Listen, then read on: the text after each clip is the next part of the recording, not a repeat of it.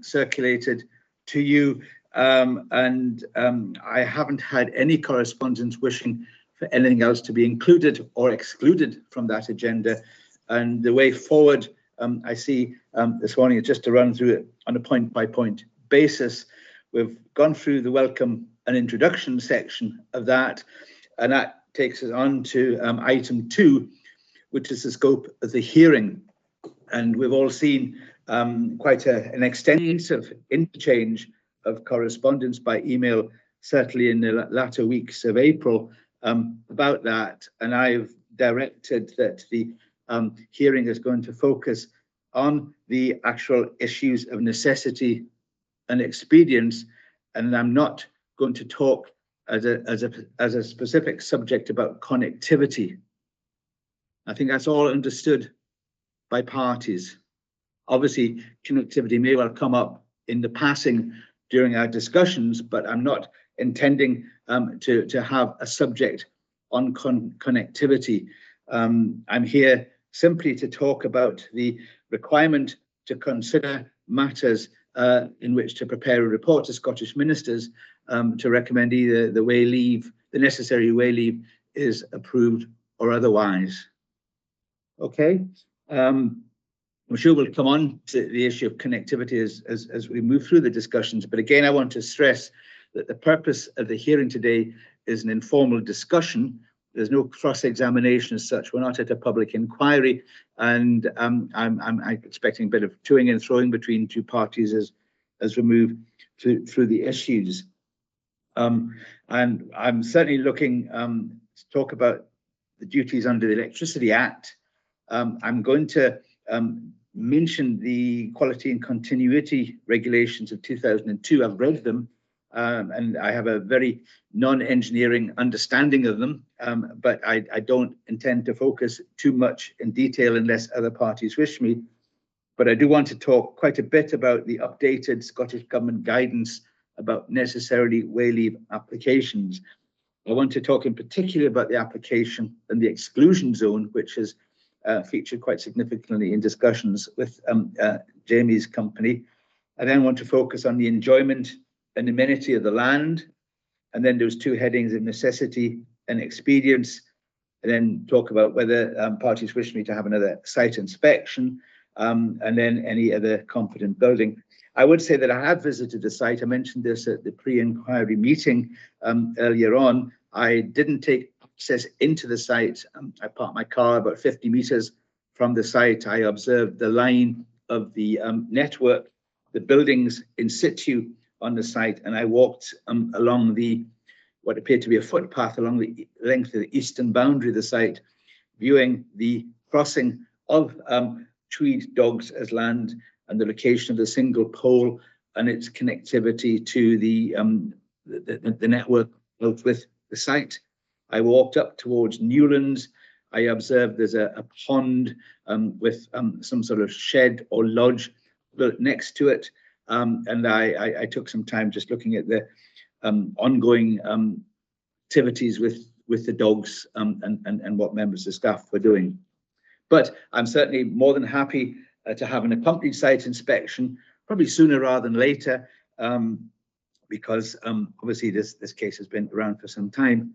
So lastly, I'd like to apologise for the postponement from about 2 weeks ago. I was struck down with the bug, unfortunately, and I had to go into self-isolation, which meant my Easter holidays were cancelled, and a rather unhappy wife about that. But never mind, we've all got our tales to tell about coronavirus, and hopefully now that's a thing of the past. But I have to say, it was nothing more than it was quite underwhelming, really. I've known a lot worse colds than what I suffered there, but never mind, that's hopefully the tail end of that. Okay, anything anybody wants to add at this stage about that informal discussion about proceedings and so on? No, it's all quite clear. Okay. Right. Item 3, update on negotiations between parties. Clearly, we've had the notice to remove. We've had a lot of discussions. Rebuttal statements have issued and hearing statements have issued, and there's been comments thereon, and we'll refer to this during the course of the proceedings. But is there anything else in terms of negotiations between parties I need to know of, which may suggest that there's some potential agreement coming forward, or we still some distance away from that? No, there have been no further negotiations since the submission of the hearing statement, certainly on the part of SPD. There isn't a voluntary agreement in sight. Okay, and Jamie, that's your position as well? Yeah, that's the same for dogs as well. Okay, fine. If we can move on in that case to the background to the landowner's acquisition, just so I'm correct in my understanding of the chronology of this, make note of what appear to be the dates, but in order that I don't have any conflict in those dates, which are quite important, just check and stop me if I'm incorrect. But I think the earliest reference to timing here is back in 1997. The line was repaired. Do I understand from that terminology that in 1997 prior to 1997 there was an existing line across the land, and it needed some form of upgrading or repair work or something in 1997? Yes, that is our understanding, that there hasn't been any work done. I think the reference that you've made is to the SPD hearing statement, and it was really to make the point that the line is in good condition. So that was the last time there was any substantial work undertaken. Right. Okay. And then moving on from that, some 14 years later, sometime around November 2015, the land was acquired by 3 dogs. And that's the case. Seeing nodding from Helen and Laura, so yeah. Right. Okay. And then later on in the February of 2016, planning application was granted for the dog park by Scottish Borders Council. Yeah. Just a bit of background to this, for my own knowledge. What was it that particularly attracted your clients to this site? Sorry. Helen, do you want to, Laura, do you want to jump in on that? We had been looking for a number of years for a site. We were the very first dog daycare in the Borders, and the council really didn't know anything about the type of business that we wanted to achieve. They were trying to push us initially down the route of an industrial building, an industrial estate building, which would have no outside land. But we eventually came across this land because it was being sold as part of a farm, and we just off the cuff had asked the farmer would they consider selling off a section of the farm, which they agreed to, and that's how we ended up there. Right. And during your decisions to proceed in purchasing the land, the presence of the overhead line didn't deter you whatsoever. It didn't dissuade you. You didn't. Was it a touch and go whether you would buy it because the lining was present, or was it clearly going to be something that wasn't going to impact? But because the line was there, it encouraged us to buy the land, because we were told by a number of people that electricity would be easy connected to the pole and the land. So we thought, oh, well, that's great. Right. I'm sorry, I'm slightly losing. You're fading out a bit. If you could just. We were told at that time that would probably be a plus point, because obviously to run our business, we require electricity of some power of some sort. And we were told at that time that connecting to that pole would be easy. Who was it that told you? It was a builder that came. Right. It wasn't anybody from an electricity company or professional advice at all, but it just seemed to be an opportune matter there. Yeah. But you did no research or inquiry as to whether there was feasible or practical at all. To ask the builder, we were novices as well, and the builder had said that would be possible. Okay. Right. So you got the initial planning permission for the dog park from Scottish Borders Council in the early part of 2016. And around that time, on the 16th of February, you served the notice to remove the way leave on Scottish Power. No, not when we bought the land, no. No. Sorry, you obviously had bought the land and you had the planning permission granted. And around February 2021, the notice to remove was served. Yes. Right. And by that time, had you constructed the buildings on site and you were actually operating it as such? Yes. Right. We Okay. were starting from, when was it? We actually, as soon as we got planning permission. Yeah, we opened in February 2016 and we're working from a porter cabin. And then we had the building built in 2017. 2017. Right. So it was 4 or 5 years after that, the site had been in operation, and then you issued the notice to remove. Okay. And then in August of 2021, you were granted a further planning permission for another building, and that would facilitate the overnight boarding of dogs. Yep. Next, what requires the electricity, presumably, is to allow a kennel club license, is it? Well, to include heating for the kennels, we couldn't have dogs overnight without heating and light, and it would be the same for the member of staff that would have to live on site to care for the dogs. But it's not just for the boarding, it is for the daycare. We've been trying to get electricity connection since we got the land, so it's for everything. Yeah. And from my understanding, you really had engagement with Scottish Power about connections, etc., from around December 2020. And it has not been successful. Inquired in 2016, and we were told that a connection would have to come from Lilly's Leaf, and it would cost 150,000. So we had a guy on site, and he suggested we use a generator. Right. So we. Sorry, the audio connection fading a bit there, but. Sorry. Yeah.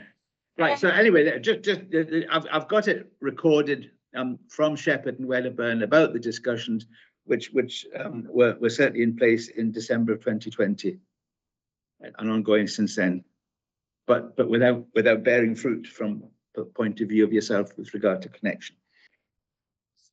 Right. Okay. I think I'm satisfied now. I've got an understanding of the timeline on that. Next point, really one for Jamie. Clearly, the apparatus which is subject to the notice comprises of the pole in the centre of the site and the wires attached to it, but those wires in turn attach to the wider network outside the site.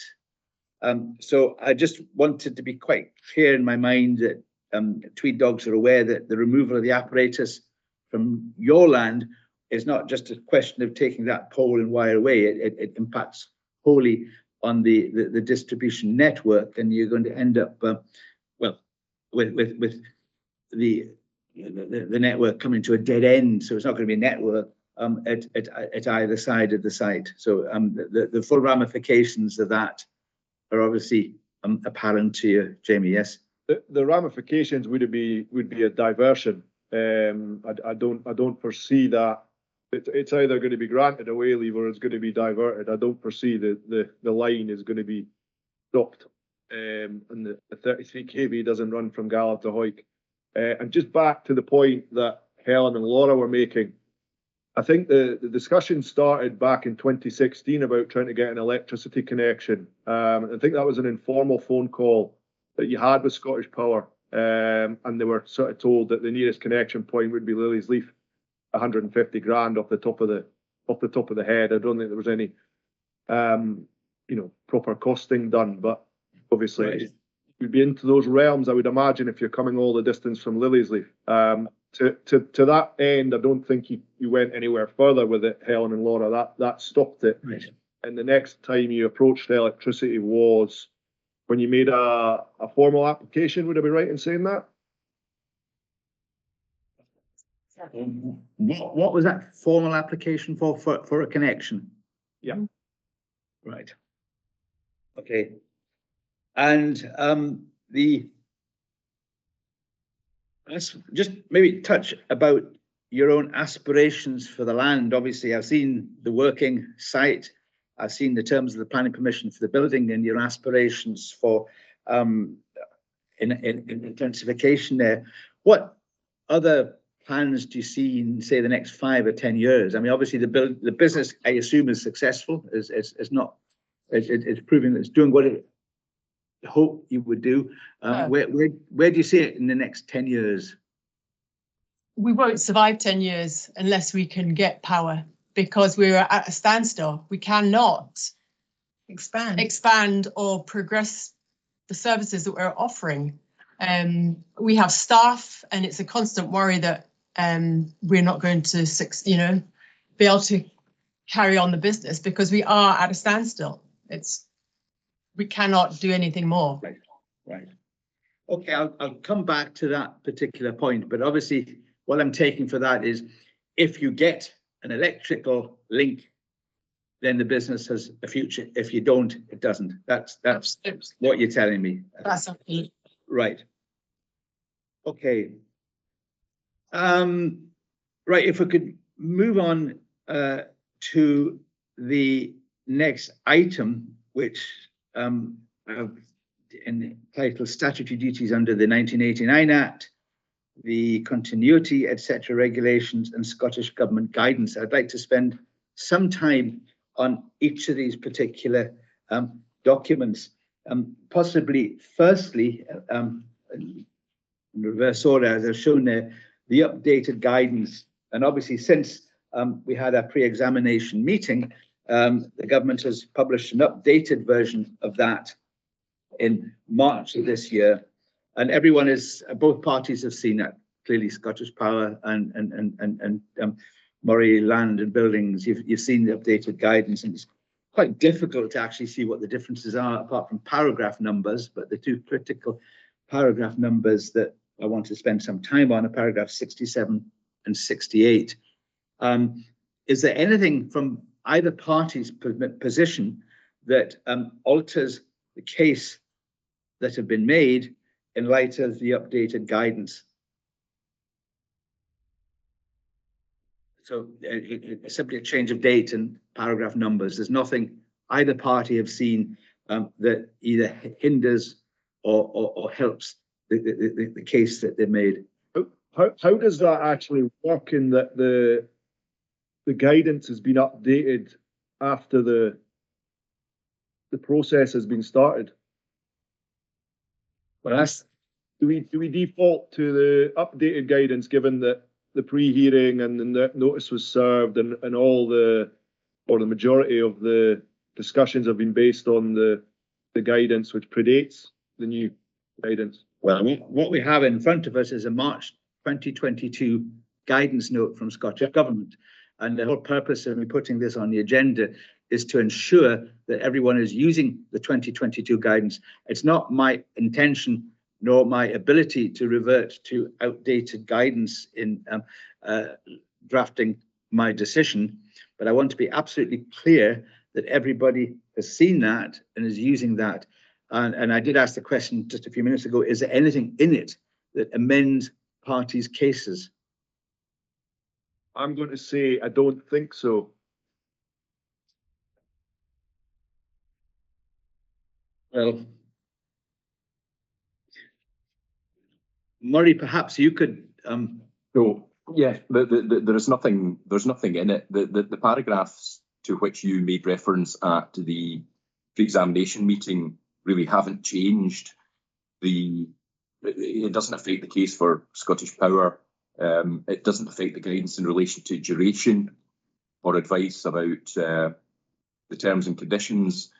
As I understand it, the principal change with the updated guidance really relates to new lines and how those applications will be processed much more quickly by the ECU, and it deals with things like the availability of cysts and how quickly the applications will be referred to the DPA. It's really driven by the the desire for facilitating net zero, it really has no bearing. There's no material change as far as the 2014 guidance is concerned for these proceedings. Right. So if I was to make a statement in my report to ministers about there not being any material alteration to the case, would any party have difficulty with that? No, not at all.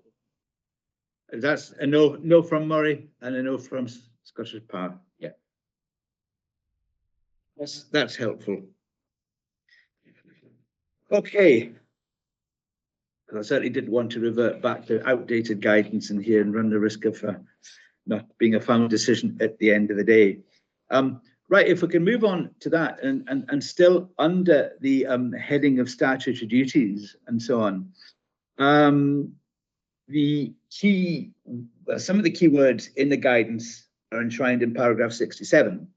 In paragraph 67, and I'm quoting, before granting a necessary way leave, the Scottish ministers must be satisfied that it is either necessary or expedient to install and keep the electric line installed. The reporter will wish to examine evidence which informs his consideration of these two tests, and we've all seen that. A few things on that, and Shepherd and Wedderburn sent me extracts of the 1989 Act. Where do I find in the 1989 Act the words necessary or expedient?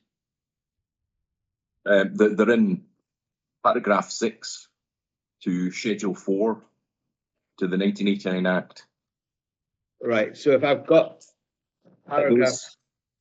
Yeah, you should have. I've got paragraph 6 here, yeah, as part of your productions. They should be included as document SPD 2. Yes. So, and where is it in paragraph 6? well, in relation to the retention of an existing line, it's paragraph 6, paragraph 2. Because this paragraph also applies where, for any purpose connected with the carrying on of the activities which he is authorised by his licence to carry on, it is necessary or expedient for a licence holder to keep an electric line installed on, under, or over any land. Sorry, could you take me back? I'm looking at paragraph 6, section 6.2 of Schedule 4, okay? Yes. And you read a section out, and unfortunately the sound tapered off there. Sorry. Yes, 6, paragraph 2. Mm-hmm. And it states, this paragraph also applies where, for any purpose connected with the carrying on of the activities which he is authorised by his licence to carry on, it is necessary or expedient for a licence holder to keep an electric line installed on, under, or over. Yeah, I see that now. Yeah. Right. Paragraph 6.2a. Yes. And that's in part of the Act. And Jamie, you see that as well. Yeah, I referenced that in after the pre-hearing. You asked for comment on paragraph 66 to 69, which has now obviously been updated, but that's what it was at the time. Right. And within that, in paragraph 66, which is now paragraph 67, the exact words Murray's just read and the exact section of Schedule 4, paragraph 6.2. Right. Right. So, in other words, I can safely take from this discussion that we've had the fact that paragraph 67 is more than just guidance; it's statute. Well, it's guidance which is intended to provide a bit more flesh, but the statute is obviously binding and the guidance is simply advice. Yeah. And so in paragraph 67 is statutorily based. Yes, that's the derivation of it. Yes, it's really trying to articulate in a bit more detail because the guidance document is really intended for a different audience. It's intended for, I suppose, experts, people that are involved in it day to day, and also landowners and agents. So it's really for everybody to have an understanding of what's relevant. Right. So Jamie, if I could again put it to you, you'd be content for it to use some words to suggest that paragraph 67 is based upon this as an interpretation of the statutory requirement for necessity or expediency. Yeah, I would agree with that. And it then, what I've said in my comments and what's just been discussed on the text in the guidance or in the paragraph 67 is it's shorter and there's no statute in it in guidance, but then reading the 1989 electricity then goes into. Yes, it doesn't conflict with the guidance or dilute. Sorry, it doesn't dilute or conflict with the statute at all. No, right. Okay, and in the statute at 6.2a, repeated at paragraph 67, we see the words necessary and expedient, and joined by the word or. So, the view could be that you pass one or the other test, you don't need to pass both. But just maybe have some views on that. Scottish Power? Yes, that's, I mean, the use of the word or suggests it's in the alternative. So you either satisfy the test of necessity, i.e. the line is necessary for electrical purposes, or the line is expedient, and I've described that as being advantageous. So that really addresses whether the line is in the most advantageous, or the line takes the most advantageous route. Right. And Murray, sorry, Jamie, have you any particular view on the use of the word or in that sentence? No, I think that would be how I would interpret it. Is necessary or expedient for a license holder, and or one or other. Yeah. So if I was to conclude that the line was necessary, it would pass the test. But the word expediency adds slightly different complexion to the word. You could talk about that till the cows come home. But as I read it, there are two clear issues. There's either necessity or expediency. And expediency is a much more complicated word to look at and manage in terms of writing a report. But necessity is more, in my mind, clear cut. Is that an agreement with parties just on the use of the word or there? Yeah. Yes.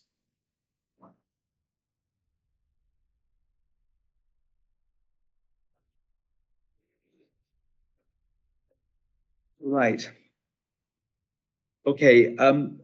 Another aspect of the guidance is, so I've just lost Jamie then. Still there. Right, you're still there, right. Right. If anyone wants to ask me to pause, by all means do so if you're not used to this virtual type of procedure. As you may well have guessed, I'm not, but I'm getting used to it as time goes by.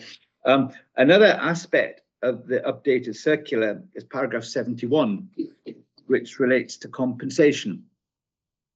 And I'm not wanting to spend a great deal of time here, but it's my reading of the Act that I'm not entitled to discuss compensation. I stress at this particular point. I've talked about the generality of the word. I'm not looking at pounds and pence or whatever, but the generality of the word is compensation is not to factor into my consideration of the case. No, that's correct. It's Right. clear from paragraph 7.4, which is also within the document SPD2. Yeah, right. So, question of disputed compensation is to be determined with the Lands Tribunal, so it's not a matter for ministers.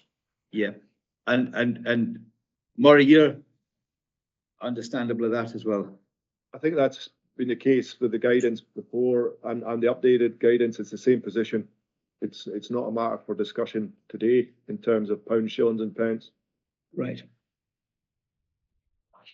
Okay, in an email, Murray, of the 26th of April, you effectively reiterated that view and suggested it was a matter, for example, off-gem.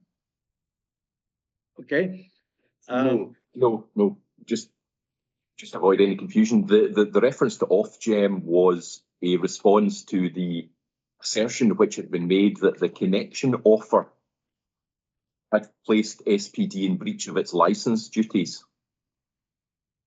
And I said that the correct mechanism, if that were felt to be the case, the correct mechanism to challenge the validity of the connection offer would be to take the matter to Ofgem. Right. Not to be explored through this process. Right. All right. Sorry, Jamie, have you approached Ofgem at all, or do you intend to approach Ofgem on this, or do you think you have grounds to approach Ofgem? I think we've grounds to do what we've done, and I think there's probably grounds to approach Ofgem too, depending on, I suppose, whether the tests that you apply necessity and experience, and when you More experience, not and experience, and when you look at the requirements of the Act, provide a connection. Section 16 of the Act, duty to connect on request.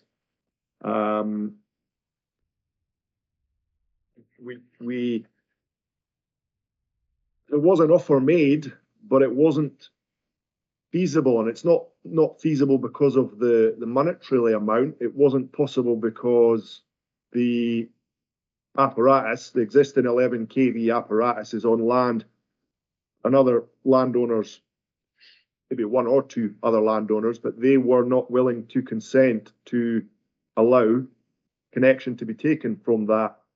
Now, in our correspondence and in Murray's rebuttal, you've come back and said that the necessary Whaley process is open to Scottish Power. So the trigger for that is if my clients had paid the 31,000 or thereby to have a connection from the 11 kV line, that would then trigger the option for the land officer, it might be Kenny or it might be somebody else, to go and negotiate or try and get those land rights. But should he fail to get them, would Scottish Power then go down the necessary Whaley route to obtain to get those rights? Now, Section 17 of the Electricity Act says exemptions from duty to connect, and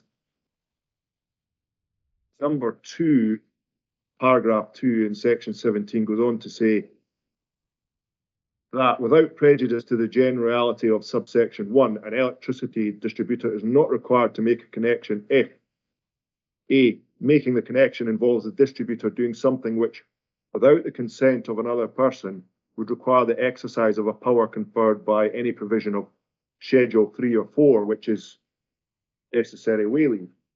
Therefore, Scottish Power are not compelled to use that power to get a connection for feed dogs, and therefore feed dogs really aren't being offered a connection, and yet they've asked for one. The Act says that Scottish Power are compelled to give them one. So yeah, that's where we are. My clients are stuck. Right.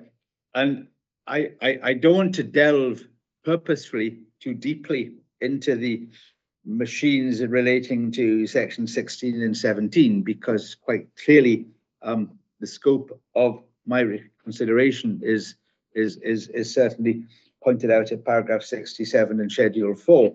But I think from what I'm hearing is there is a statutory duty to connect, and the remedy on dispute there is via Ofgem. I'm not sure I wholeheartedly agree with you there. I've got another decision notice here from a way leave decision that was done. Sorry, fading again a bit. I'm saying I have another way leave decision notice here from it's actually way leave 350-5. And it goes on in chapter 5 to say reason, conclusions and recommendations. And it says, under necessity, it says, the applicant has a duty under the Electricity Act 1989 to provide a connection between its distribution system and any premises, including any land, building or structure when required to do so. So in another case, the necessity, which is one of the tests or requirements that is supposed to be met, that is being used. The connection is being used as something material to the decision. Mm-hmm. And yet you're being told that that's not material to the decision. It's not within the scope of your decision-making process. Yeah. If I can just intervene. Although this question is not relevant to the necessary way leave, there is obviously a desire by Tweed Dogs to obtain a new connection, and a connection offer was issued, and I think there was some unhappiness about the cost. But putting that to one side, Scottish Power would, if that connection offer was to be accepted, they would seek to obtain voluntarily the rights to provide the connection, and if required, necessary way leaves would be pursued to obtain those rights. And I think there is a misreading of section 17, but we don't need to go into that. That is the position, and if that helps to provide some reassurance that a supply can be obtained, mm-hmm. then that is the mechanism by which that should be pursued, and being no doubt that the rights would be sought in the normal way, and if it was considered to be necessary or expedient in the context of a new connection, when a new line, and the test is the same, then those necessary way leaves would be sought, and I think there would be a high degree of confidence if Scottish Power had decided that it was under a duty to provide the connection, then it would be expected that ministers would support the grant of those necessary way leaves in those circumstances. So, which are separate to the current way leave. Yes, it's separate, but it goes to the heart, I think, of the issue which has driven the notice to remove and this whole process. And if it helps to untangle all of those sort of competing arguments, then I would just like to make it clear on this call that is the position, just to avoid any doubt. And what route would that follow, Murray? That's the one from Lily's Leaf or the one from Newlands Farm? From Newlands Farm, the one, I think from memory it was around about 34,000, and there is a plan within the original statement that Jamie prepared, yes. The August 25 statement, and the route is shown in there. It's embedded in the statement. Yeah, and it would run parallel with the minor road which borders the site in a westerly direction to Newlands Farm. Yes. Yes. Right. That's the one that's been on offer, and that's the matter that Tweed Dogs find to be excessive in costing. That was, I think the word prohibitive was used. Yeah, right. And I don't want to go any further in terms of actual pounds and pence on that, but I just wanted to get my understanding of that. And the legal mechanism for challenging, if Scottish Power had said no, we're not going to do it, or other, is through Ofgem.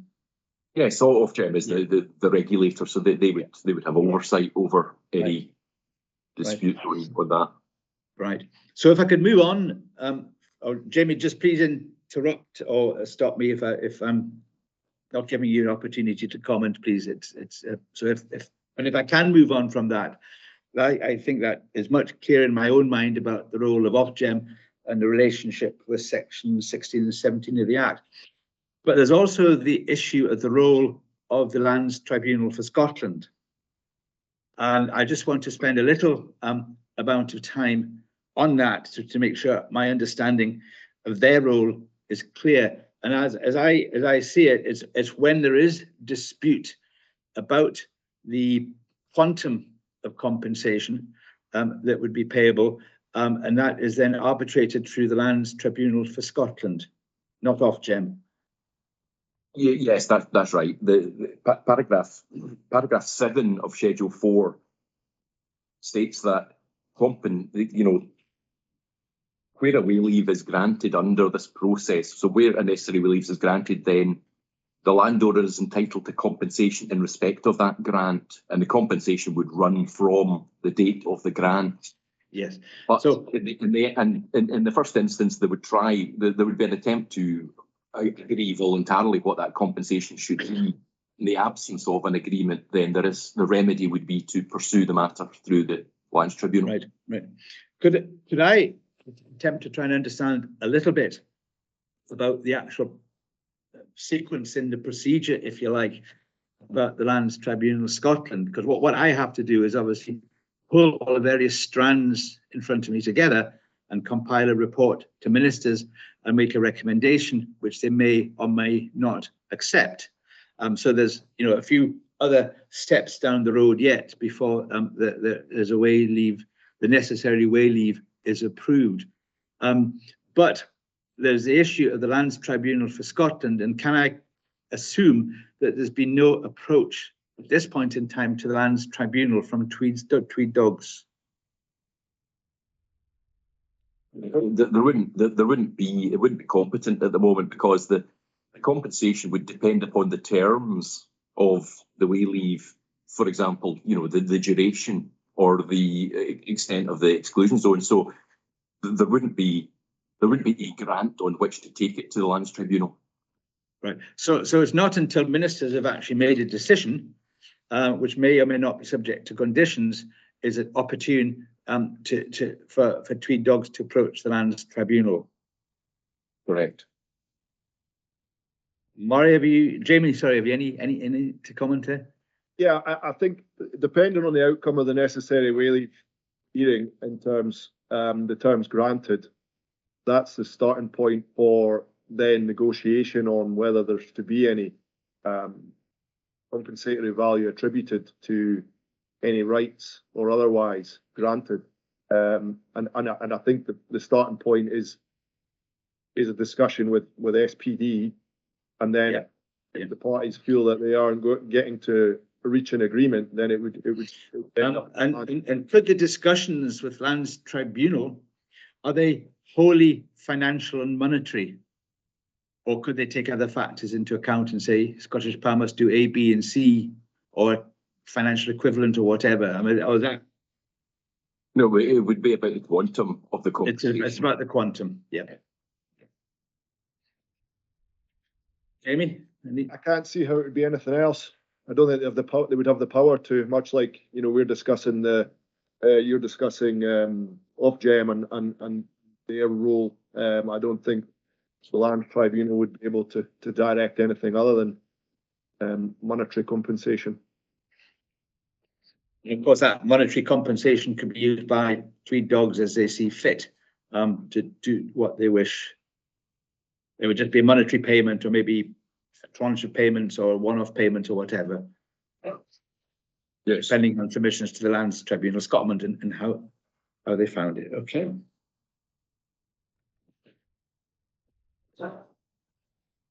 Right, that's helpful. I maybe just before I do, in terms of the electrical safety, quality and continuity regulations of 2002, I read those, and they obviously have a highly significant engineering slant and safety slant to them. But am I correct in understanding that they in turn relate to the issue of an exclusion zone? Well, to some extent, yes. The ESQC are really are regulations which are intended to ensure that the line would operate safely, and that it would be properly maintained, that it would be inspected, and that there would be appropriate safeguarding distances. There would, the pole wouldn't be climbable. That it wouldn't create an unacceptable danger or risk to anybody on the land. Right. Okay, that's helpful. When I carried out my unaccompanied site inspection, I saw lots of dogs enjoying themselves and a lot of helpers enjoying themselves as well. In the course of time that you've been present on the site, has there ever been conflict with the line at all?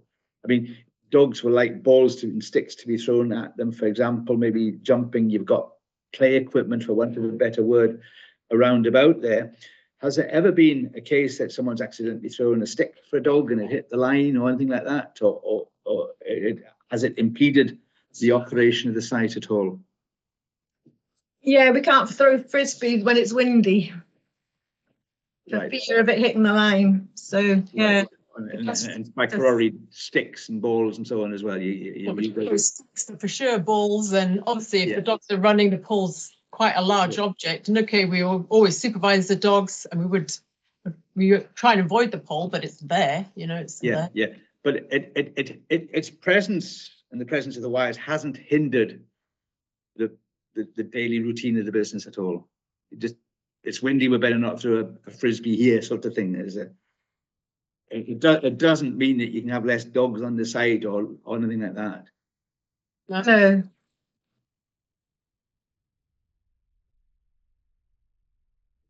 And its presence hasn't deterred you from wanting to expand the use of the site vis-a-vis the second planning permission. I mean, obviously that's a big investment to that. And you haven't thought, better have a second thoughts about this because the presence of that land is really restraining our activities. But that doesn't apply in this particular instance. Well, because we always hoped we'd get a connection. So there was a use. We were hoping there was a use for it. Yeah. If it's not going to happen, then. Right. And I understand. But none of your clients have not come because they're worried about the presence of the line across where their dogs are. Made us aware anyway, no. There is within the ESQCR, obviously, the line has to be kept at a particular distance above the ground. In this case, the minimum distance would be 5.2 meters. So that is prescribed. Yeah. And does that exclusion zone exist at the present time on the 1997 structure? No. Right. So this is something extra that's going. If ministers were minded to grant it, they're not only granting the pole and the cables, but the exclusion zone around about it. So there is a change in circumstances, if you like, in that respect. Yes. Right. And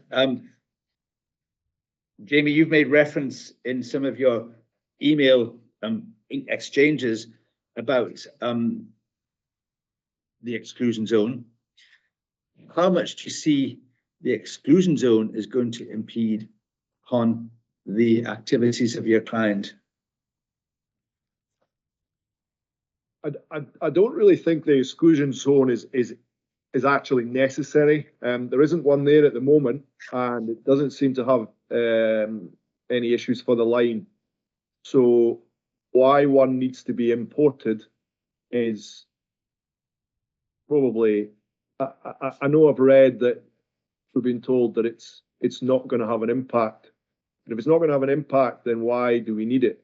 It's another layer of control and bureaucracy that really isn't needed. And if it's going to be forced upon tweed dogs, should it be granted, then yes, it will have an impact. And then we get into compensatory issues. Yeah. I think there's an element of sensibility on any development that occurs within the site and near overhead lines. That comes back to planning to a degree, as in planning consent, but it also comes back to practicality as well. So whilst these exclusion zones don't exist for probably 95%, I might be wrong on that, of existing Scottish Power apparatus, it doesn't seem to have it doesn't seem to cause problems for their apparatus elsewhere. So why one needs to be rated is a hindrance to Tweed dogs, and I don't really think necessary. Okay, I don't think I have any further comments to make about the exclusion zone. I'm assuming Scottish Power didn't object to the two planning applications at the time. No. And those planning permissions. No, there's no. The thing is that the development and the activities which are permitted under the planning permissions don't conflict with the line. The planning applications were made in the knowledge that the line was there. The second planning application was made after the notice to remove was served. So there is, I think the landowners are comfortable with the line being present in terms of their actual activities and their development aspirations. But just going back to the exclusion zone, I mean, Scottish ministers are, in terms of paragraph 6, Scottish ministers are entitled to grant. Sorry, yep. The volume's fading again there. Mark, could you repeat that? Yeah. Ministers are entitled to grant the necessary way leave as they, or according to the terms as they think fit. So there is a broad discretion in terms of the grant, and the necessary way leave guidance, which is in SPD 5, which has just been updated, that asks the question as to whether any licence holder wishes an exclusion zone to be imposed on a grant of a necessary way leave. And Scottish Power routinely apply for an exclusion zone in a situation like this where there is a retention, because it creates certainty for all parties. It avoids a situation where there might be development on the land which comes within, for example, the minimum 3 metres of the line, and therefore creates a danger which might trigger the removal of the line. So it imposes a level of control. It's not a prohibition. It doesn't affect anything that's already there. It doesn't affect the LPG tank, which has been referred to. It would be forward-looking from the date of the way leave. And it also, importantly, allows access to the line for its replacement or removal or repair, should that be required. And it certainly it has been minimised as far as possible. So it shouldn't be viewed as an area which has been sterilised. It's more an area within which there would be a requirement to have a discussion and to ensure that any proposals basically respected the operation and safety of the line. Okay. Jamie, anything else you want to say on exclusion zones? Yeah, just back on a couple of points there. Obviously, there's going to be a difference of opinion here, but the exclusion zone, all the issues that are potentially being raised there are already things that could occur at the moment, and they don't. So I just find it unnecessary to be trying to import another level of control. I understand it's within the guidance, and the SP want to reserve as many rights as they can, but I don't know that it's actually necessary, and it does impact on Tweed dogs. There is no way leave on the site now. Never suggested that was key point, because it isn't. When land changes hands, obviously the way leaves usually run with the landowner or the tenant at the time, and it's a process that Kenny will probably well tell you, and I do daily find any areas of ground where there are no way leaves for existing SP apparatus. So I don't have any contention there on that issue. Back to not having an impact in terms of the overhead lines. The actual presence of the lines are there and they don't stop the treat dogs, as Laura and Helen have already said, using the ground in the vicinity to exercise dogs, etc., etc. But our point obviously comes back to what the impact is having electricity distribution equipment on your ground and not being able to get a connection from it. And I know you want to steer away from that. Which we've discussed it in some length, yes. Right, I think that brings to a conclusion my comments on exclusion zones and the way leave itself. Just another aspect of the Electricity Act I'd like to spend some time exploring, and that relates to Section 3 of Schedule 9 of the Act, which is entitled The Preservation of Amenity and Fisheries. And under Section 3 of Schedule 9, Scottish Power's duty is set out in terms of preserving natural beauty, the conservation of flora, geological interests, and so on, and any mitigation which could reduce the effect of such proposals. I'll ask you, Jamie, in the first instance, have you any views about the proposal's effects on the Schedule 9 preservation of amenity at all?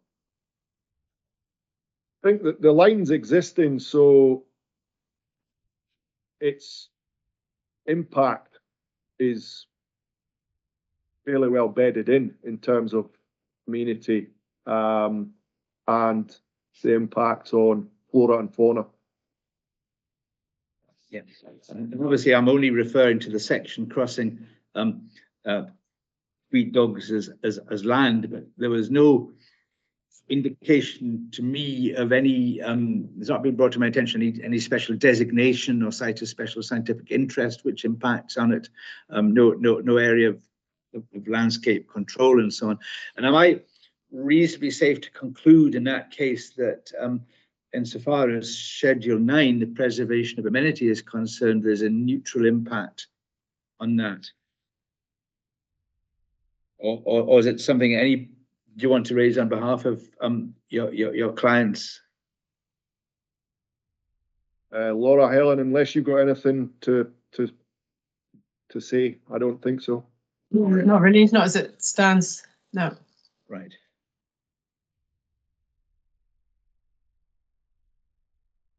Okay, that's helpful. If I could maybe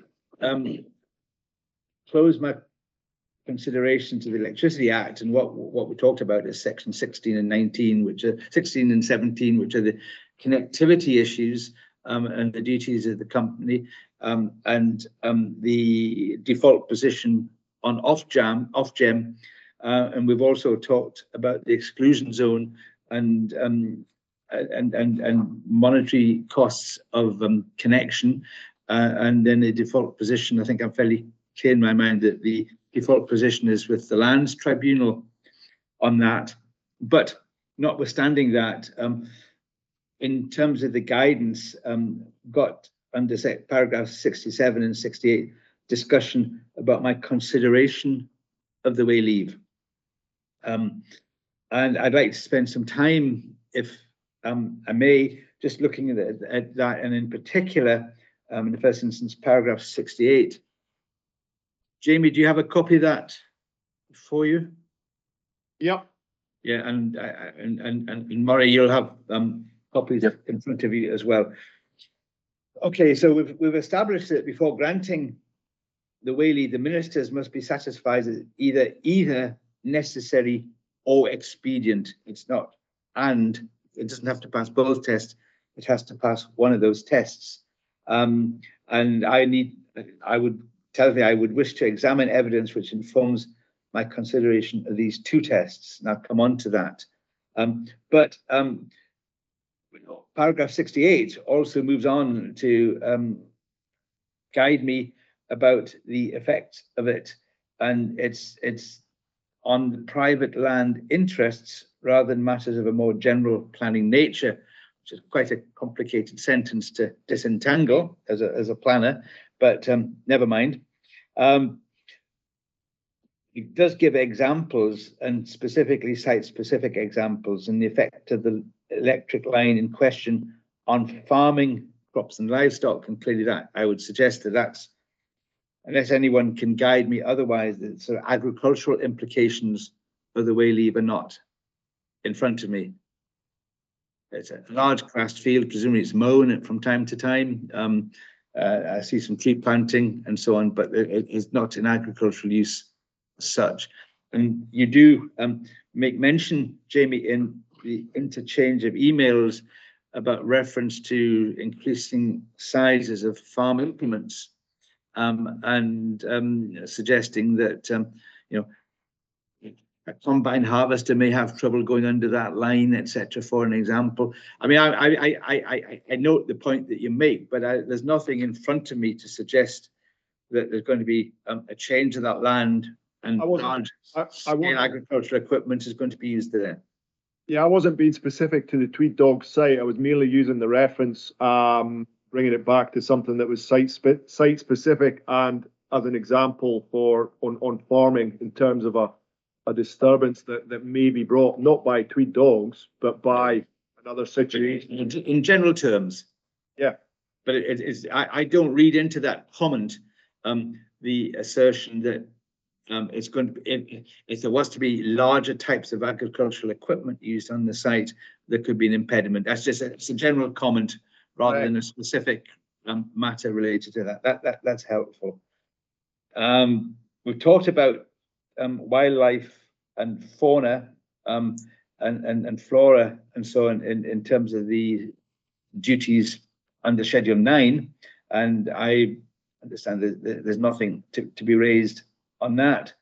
And in terms of outlook from buildings, there's no, again, to the best of my memory, there's no immediate dwelling house overlooking the property to any significant degree, and that's not an issue that is at the heart of your position, Jamie? No. And again, it's been there since 1997 in one form or another, and it's an accepted feature in the landscape. It's not adding additional intervention in the landscape at this point in time.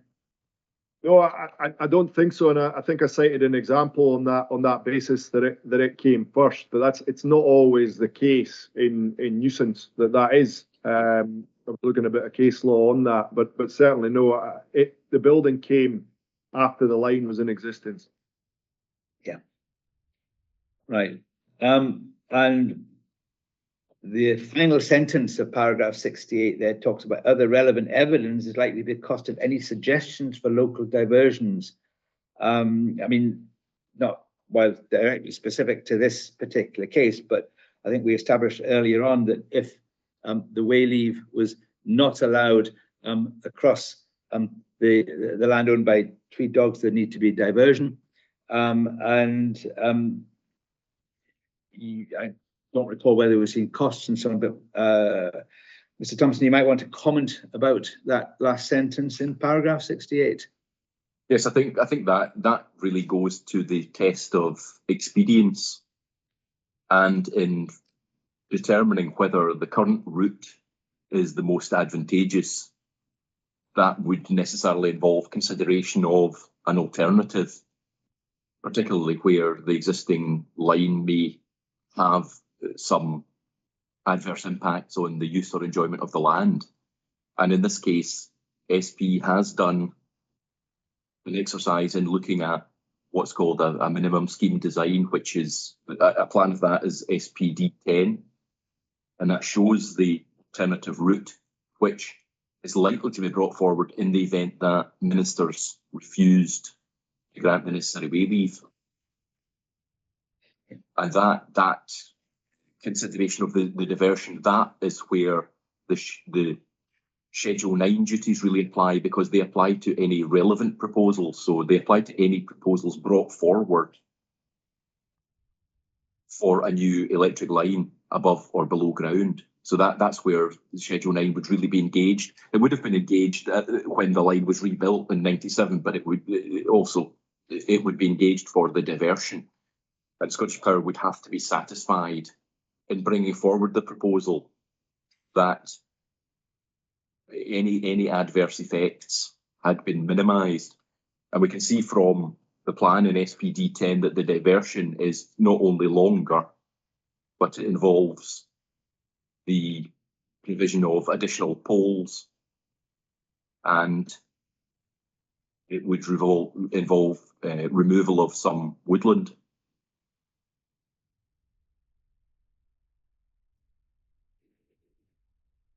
Mr. Murray, have you any comment? Yeah, I take the point on board about expediency, but what I would say and what our case is partly founded upon is, whilst there's a wish to remove section 16 and 17 of the requirement to connect, think that if there's a breach there, I'm struggling to see how a necessary way leave can be granted.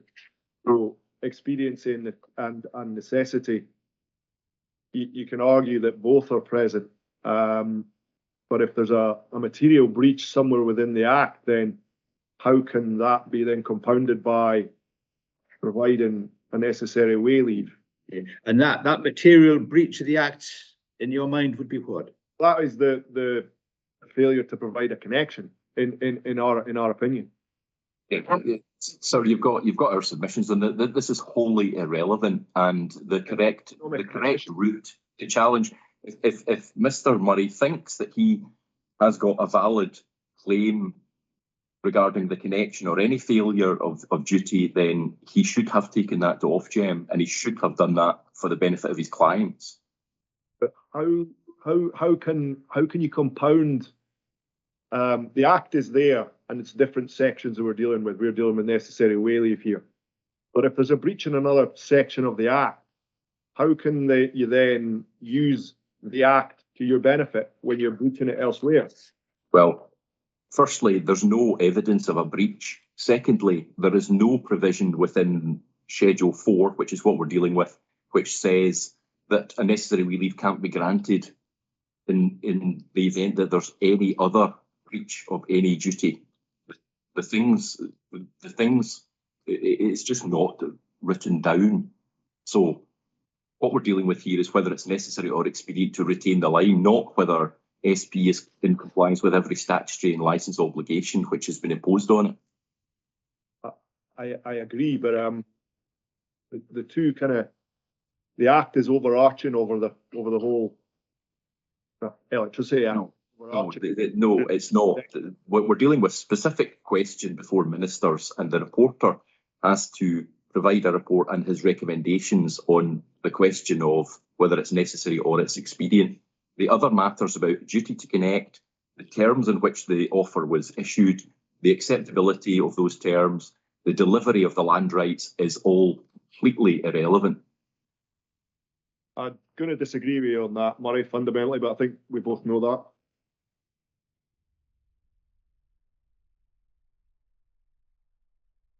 Right, and it's said at the very outset, I don't propose to dedicate any time to looking at this particular aspect of it, because what is in front of me is the consideration of the way leave under Schedule 4, and that's the position that I'm in, and I've directed that that's the case. I think issues vis-a-vis Ofgem and the Lands Tribunal are really at arm's length from this discussion, and I think it's probably best to move on in that respect. So I think that, unless there's anything else to add, I think that addresses that discussion we've had, both in terms of item 5 on statutory duties and 6 in terms of the necessary way leave and an exclusion zone. And we've talked about the tests on amenity in our discussions on paragraph 6 and regulation and schedule 9 in the Act about the statutory impact on the preservation of amenity and so on. Has anybody, before we move on, has anyone got anything else to comment on those first 6 points on the agenda? No. Don't. No. Okay, we'll move on to item 8 there and looking at necessity. And Scottish Power have made the point that the removal of the apparatus would leave some 4,500 customers without an electrical supply. And it would also have an adverse effect on the security of supply in the wider network and prolong the time needed to restore the supply in the event of default. Jamie, you'd agree with me, would you, that that's points us towards the necessity of the way leave? I would, going back to the statement you just read out there, I don't think that is ever going to be the case. Sorry, I'm losing the volume a bit there. Could you? Sorry about it. The key words I lost there. Saying I don't think the line is ever going to be removed in its entirety. It's either going to remain in situ or it's going to be diverted. So the loss of electricity to 4,500 customers just isn't going to happen. So the corollary of your client's notice, which is seeking its removal, is de facto requiring a diversion. Well, that would be the default position, because if you ruled that it was to be removed, then Scottish Power would then divert it. I have no issue with the fact that the overhead line is required, and I think in my correspondence we've said that it could be said to be both necessary and expedient, but there are obviously issues with that which we've raised. So yeah, that's our position. Yeah. So, do Tweed dogs challenge the need for the apparatus? Are you asking me the question? Yes. Yes. We've not questioned the need for the apparatus to serve the purpose it serves. What's been served is a notice to remove, because effectively you can't get a connection from it, and for all the reasons we've been into this morning already, which I'm not going to go back into at the moment because I've been told not to. But that's the reason for the notice being served. It's not because they don't want Hawick to have electricity. That would be harsh on the people of Hawick. Just the way it is. Right. I think, sir, the landowners have already stated in their submissions on, when you ask for submissions on paragraph 66 to 69 of the guidance, they have conceded that. Sorry, Murray, I'm losing the volume there. Just the landowners have already acknowledged in writing that the line is necessary and it's expedient, and it's in their submissions on the Scottish Government's necessary way leave guidance. With respect to paragraph 66 to 69, and Jamie, to be fair, has acknowledged that again. So they're not challenging necessity and they're not challenging expediency. That's not strictly true. I think you can square the argument any way you want. I think we've said it could be said to be necessary and expedient, but then we go on to explain why we don't believe it is. But yeah, obviously serving 4,500 customers is a fairly big deal. And that isn't really the reason why Tweed Dogs served the notice in the first place, because, as I say, they didn't want Hawick to get electricity. Yeah.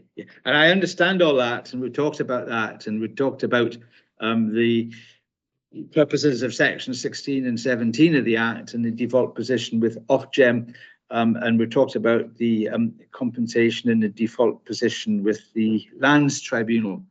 But I think focusing on the hub of the case is the terms of Schedule 4 of the Act. And I will make up my own mind in due course about the issues that it raises on that.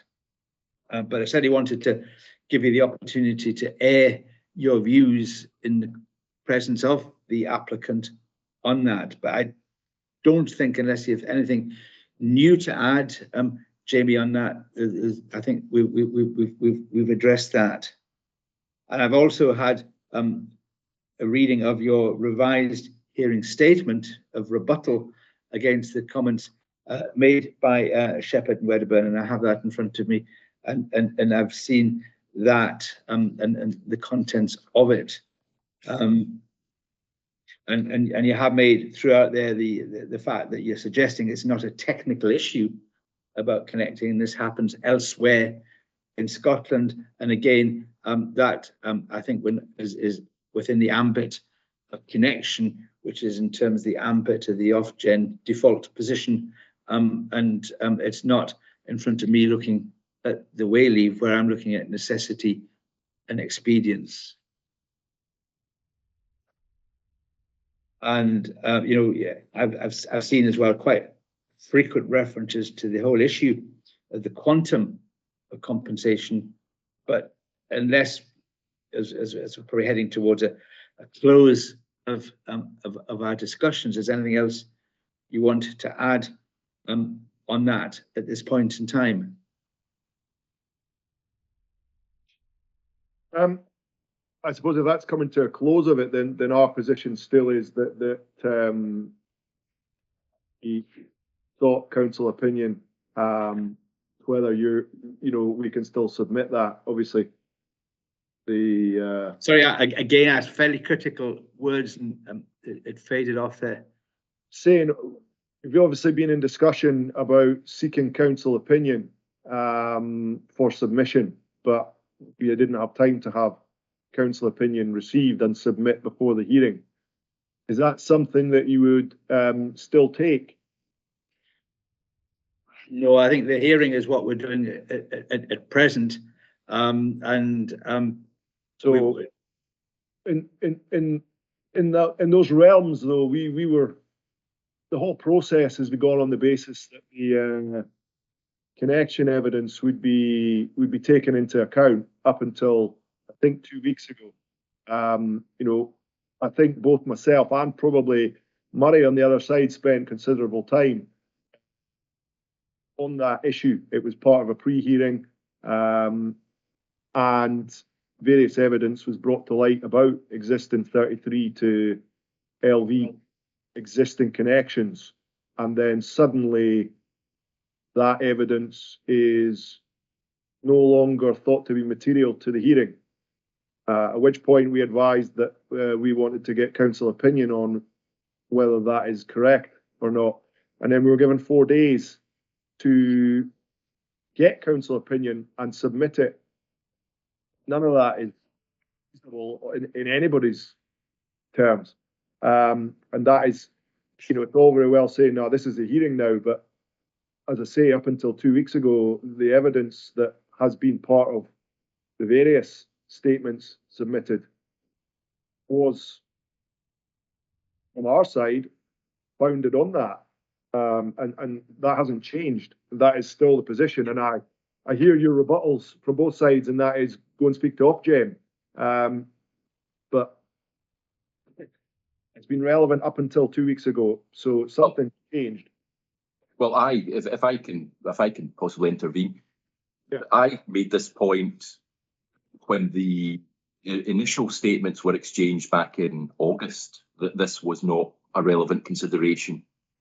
And although the reporter did ask at the pre-examination meeting to have submissions, I certainly made it clear that I was prepared to provide those, but it was simply on the basis that they'd been requested rather than they were relevant. And I think the important thing is that the decision, if these considerations are taken into account, then the decision will be tainted and it will be challenged. And therefore, it's in everybody's interest that the correct approach is taken in this case. And if you feel that the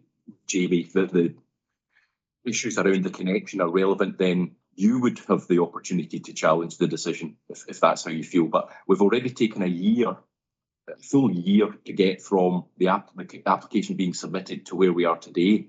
And I certainly will not want any further delay in terms of recommendations being made to ministers and a decision being taken, especially as the matter is clear cut. And you do have a remedy. And I did try and go out of my way to say that there was a misunderstanding about the connection, and that is, putting aside the financial side for a second, but that there is the opportunity to deliver a connection, which is what I think your clients want.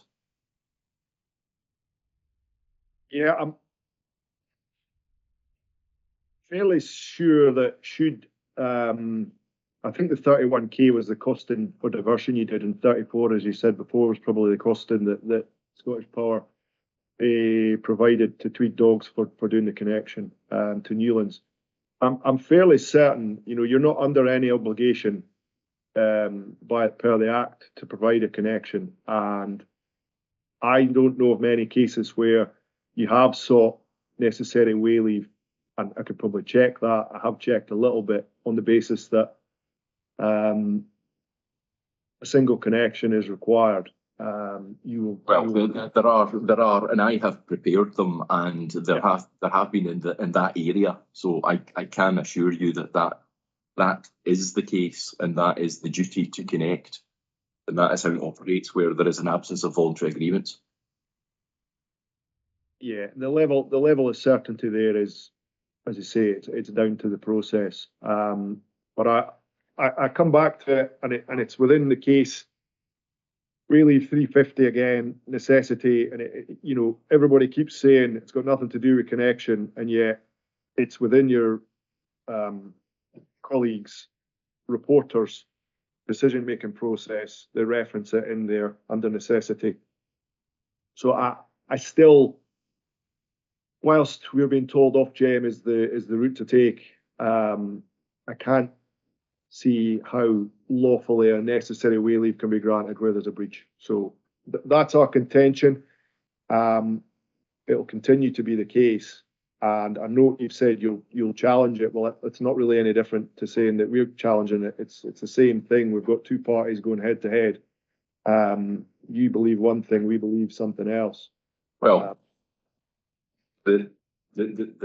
I would suggest that the best route for your clients is not to go to Ofgem, but it's simply to accept a connection offer and let the land rights be resolved through that process. Yeah, but I think the other party of the other issue with the accepting it is obviously the cost. It isn't efficient or economic when you can stick a transformer on the pole outside the building. And take that's another debate altogether, and we're not. Which I don't want to go into. No, absolutely, I appreciate that, but it's the whole point of you're saying go and get the 11 kV connection. We're saying no, because that's why. Now we're not going into it, but that's the reason why we aren't going down that route and why we haven't pursued that route. And well, here, can I say whether this necessary way leave is granted or whether it's refused does not get you a connection. I agree it doesn't give a connection, but we're talking about using levers here to try and get to what we want. And I think in some of the correspondence, Scottish Power tried to make out that Tweed Dogs were compensation. How are they? I think the latter correspondence that we put back showing the last email showed the case. That wasn't the case to be. The business wants an electricity connection. Now, I've also contended that if a necessary way leave wasn't granted and you had to go and get one somewhere else and divert, what's to say the same process wouldn't happen again? And that if the neighbouring landowner where you wanted to divert onto said, no, you ain't coming on my land, okay, Scottish Power go and get a necessary way leave. Yes, we all understand the greater good is that Hawick is served and the network overall is served with electricity. We get that. But if you're fundamentally in breach of the Act in the first place, then that has to be taken into account. Right. Well, I've heard this argument and the suggestion, if not allegation, that Scottish Power in breach of the Electricity Act 1989. I've sufficient information on file to ponder that.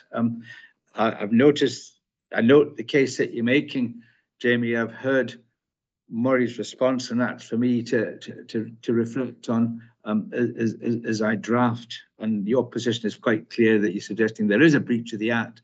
So how can any other part of the Act bind itself if the Act is in breach? I've heard Shepherd and Wedderburn's response to that, and I don't want to spend much more time on that matter. I've said and I've directed that my consideration for this case is basically 67 and 68 of the 2022 guidance, and we've spent some time talking about this morning.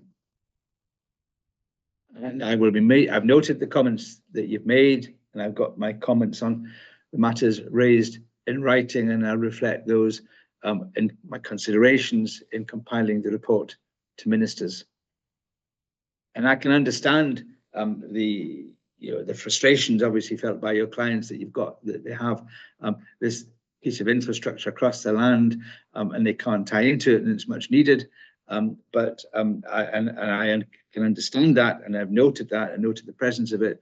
But obviously it was there first, and the land was bought with its presence there, and it didn't hinder the submission of planning applications and operating the business. And I'll take these matters into consideration as well.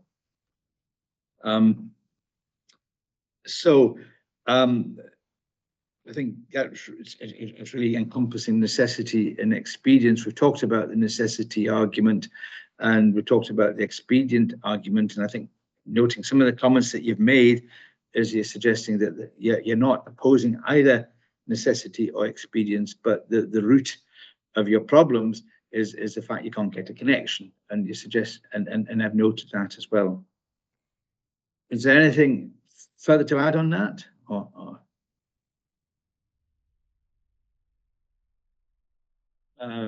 Mr. Thompson from Scottish Power Shepherd and Wedderburn? No, I think that's an inaccurate summary. The notice to remove was served, as Jamie says, as a lever. It wasn't served, and there is nothing in the submissions to suggest that it was driven by the impact on the use of the land or the enjoyment of the land. It was because That's not correct. Well, no, that is what is written in the submissions. There is nowhere you will find that Saying that it doesn't have an impact. It does have an impact. It doesn't. The only connection to impact is the fact that you believe that if it's there, it should be able to deliver a supply. That's what It they doesn't actually. actually. Sorry, if you let me finish. It doesn't actually affect the use of the land or the enjoyment of the land in itself, and that is what ministers have to apply their mind to, not what it could be in the future or how it could be adapted, but as it stands today. And we've heard evidence that it doesn't impact on the operations to any material extent. There is a pole there. There's a tiny amount of sterilisation because of the presence of the pole, the footprint of the pole and the conductors, but it doesn't affect the day-to-day operation, and it doesn't impact on the planning permissions were they both to be implemented. Not the planning permissions. No, I agree with you there. The impact of not having an electricity supply is fairly significant. That's all noted, and we've gone over it. So, yeah, it does feel like we're on different pages in terms of interpretation of the Act, and hence why I'll obviously speak to my clients, but we've spoken to council and prepped them. They haven't obviously been able to give us. Right? I don't note any process of appeal. Chris, is there some guidance you can give us on that, or otherwise? Well, I don't quite understand the question. If necessary, way leave is granted. That's it granted. Effectively, it becomes, they've got the SPD get the 40-year, or that's what they've asked for, and generally that's what. Well, my role is to make a report to ministers. It's not to provide planning or legal advice to parties at this inquiry, and I'm hesitant to do that. Not asking for advice. I'm talking about process here. Well, you're asking for my advice about process, and it's not my position to give you that. There is no appeal on the merits. That's what there would only be an opportunity to make a challenge on whether the decision was unlawful. So there is no decision on the merits. So if you don't like the decision, or you would have come to a different decision, that would not found a challenge. It would have to be that there was an error of law. That's your only remedy. Yeah. Thanks for confirming, Murray.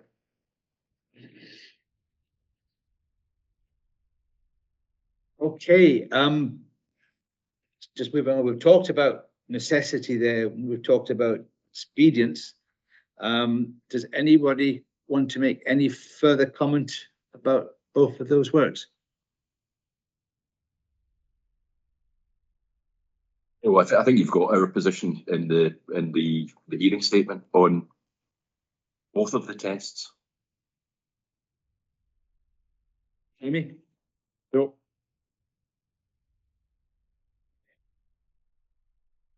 Okay.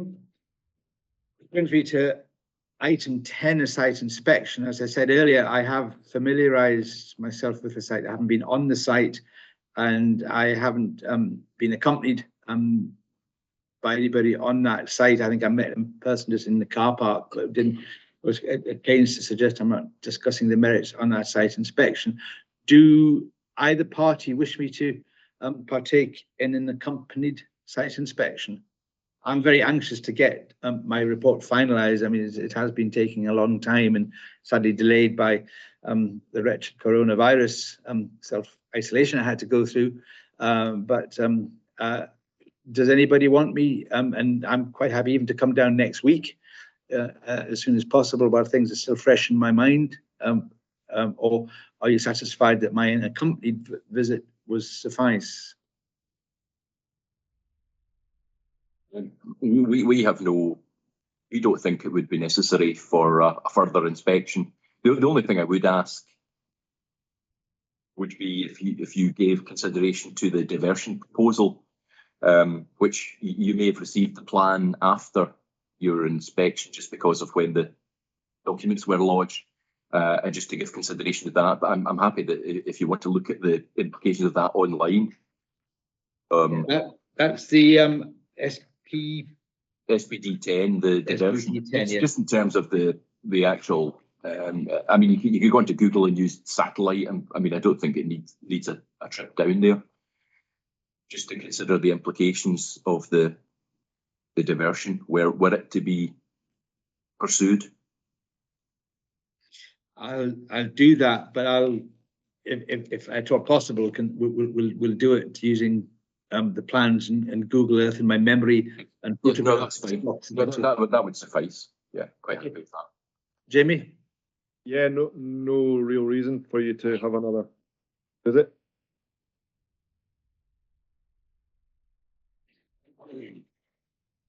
That's helpful now. Thank you both all for that. So in terms of item 11, any other competent business, anybody else want to raise anything? We've had some lengthy discussion. Thankfully, we're going to get this done in the course of the morning, which is good. But anything else that we haven't touched on yet that anybody wants to raise? Well, the only thing would be to ask when you feel you'll be in a position to provide your report. Yeah, well, with the benefit of not having to take another day out on site inspection, I'll commence writing it next week. And then it has to obviously go to energy consents unit after that. So that my completion of it is not the completion of the case, but my recommendation would be. But it's that type of horizon. Okay. Thanks. Jimmy? I've not got anything. Helen, Laura, have you anything to? Okay, well, can I thank you all for being present this morning? Again, apologies for the delay that have occurred. As I say, I'll nothing barring me from stopping writing up the report in very early course, and hopefully bring this matter to a conclusion. And I know that uncertainty is not nice for any party, but it's nearing the end of that period. And once again, can I say thank you, and we'll close the meeting at that point. Okay, thank you. Thank you.